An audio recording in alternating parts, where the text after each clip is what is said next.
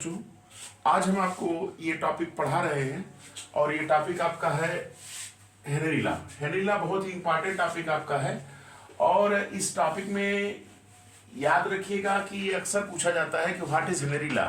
Henry law अक्सर पूछा जाता है, तो आप जो है हेनरी लॉ समझिए और आपको समझ में आसानी से आएगा। देखिए हेनरी लॉ क्या है, हमने यहाँ लिखा है हेनरी लॉ जैसे होता क्या है कि एक तो स्टेटमेंट इसका ये पहला स्टेटमेंट है कि ये दिमाग बैठा लिया कांस्टेंट टेम्परेचर होना चाहिए, mass of the gas dissolve in given volume. याद रखिएगा कांस्टेंट टेम्परेचर पर the mass of gas dissolve in given volume ये जो होता है डायरेक्टली प्रोपोर्शनल होता है किसके, पार्शियल प्रेशर ऑफ गैस। यानी प्रेशर बढ़ाएंगे तो गैस की सॉल्युबिलिटी क्या होगी, बढ़ेगी। तो जैसे इसको मैथमेटिकली एम क्या है मास और पी क्या है पार्शियल प्रेशर, तो M directly proportional to P, M equal to K P है ना, के कांस्टेंट है। अब देखिए आप लिख दी value of K depends on the nature of gas, nature of solvent, temperature and units of pressure, इस पे डिपेंड करता है कि ये पहला स्टेटमेंट है हेनरी लॉ का। दूसरा स्टेटमेंट क्या है, स्टेटमेंट नंबर 2 हमने लिख दिया है अकॉर्डिंग टू दिस लॉ।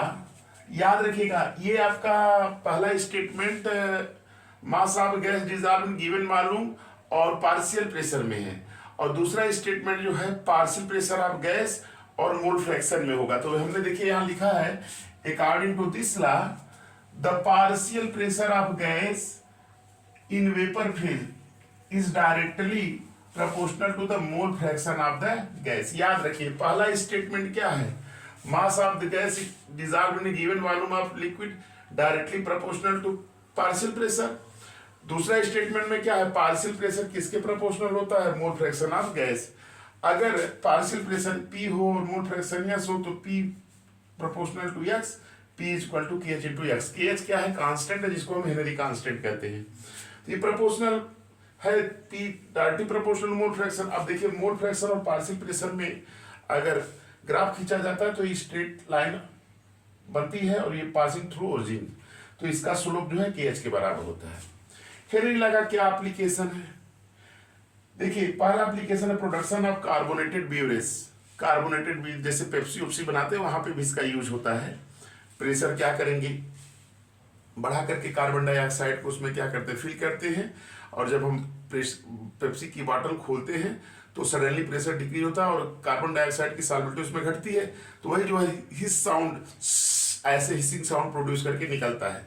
तो वहां इसका यूज होता है। इन डीप सी डाइविंग जो स्क्यूबा डाइवर्स होते हैं, जो बेंडिंग होती है, वहां भी इसका यूज होता है।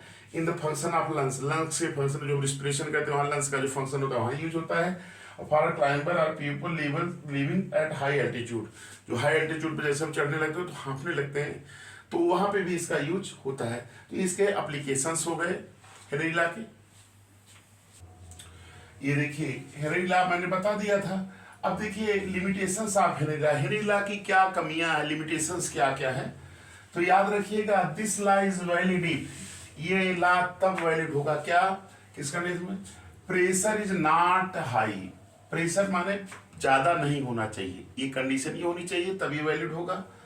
दूसरा temperature is not very low, temperature बहुत कम नहीं होना चाहिए।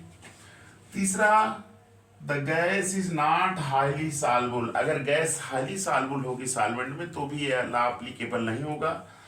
इसी तरह से फोर्थ इसकी लिमिटेशन है the gas does not react chemically with the solvent, gas का सॉल्वेंट के साथ कोई केमिकल रिएक्शंस नहीं होना चाहिए।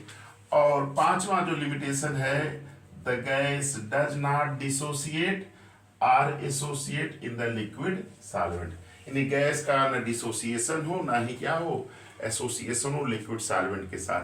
तो हमने ये इसकी लिमिटेशंस है। This law is valid if, यह लॉ कब वैलिड होगा, प्रेशर इज नॉट हाई रहेगा, temperature is not very low रहेगा, gas is not highly soluble रहेगा, gas does not react chemically with the solvent रहेगा, the gas does not dissociate और associate in the liquid solvent. देखिए ये Raoult's law है। Raoult's law के दो statement इसके भी हैं राउल्ट्स लॉ के, एक स्टेटमेंट फर्स्ट है, स्टेटमेंट सेकंड।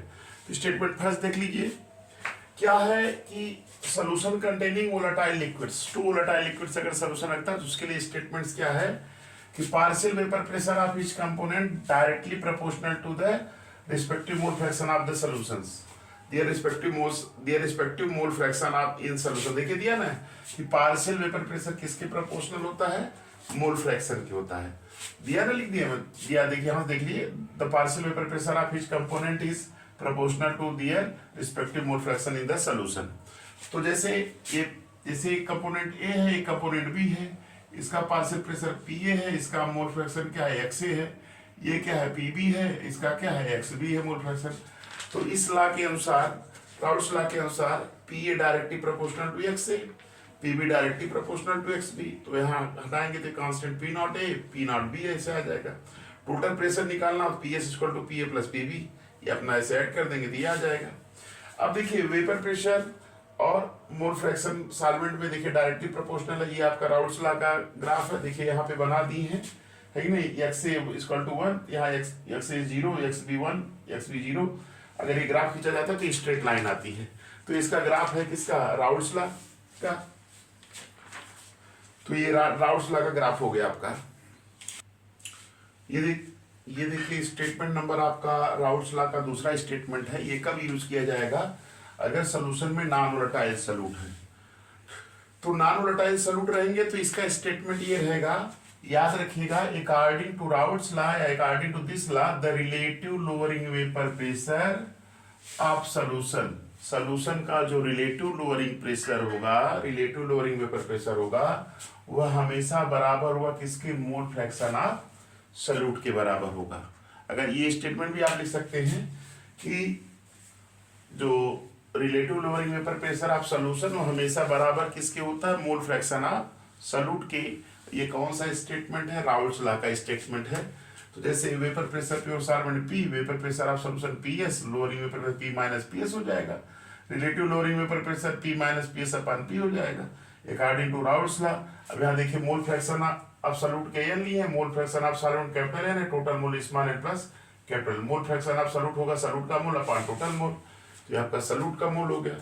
तो सॉल्यूट का मोल फ्रैक्शन जो होगा वह हमेशा बराबर होगा किसके, relative lowering vapour pressure of solution के। तो इस तरह से आपको इस लेक्चर में मैंने दोनों लॉ पर बता दिया है, हेनरी लॉ और राउल्स लॉ। इसको आप लोग ध्यान से देखिएगा, आपको समझ में आ जाएगा। मैंने जो स्टेटमेंट बताया बहुत इजी स्टेटमेंट है। तो आप लोग से रिक्वेस्ट है, आप मेरे चैनल को लाइक भी करिए, सब्सक्राइब करिए, अपने फ्रेंड के साथ शेयर करिए। थैंक्स।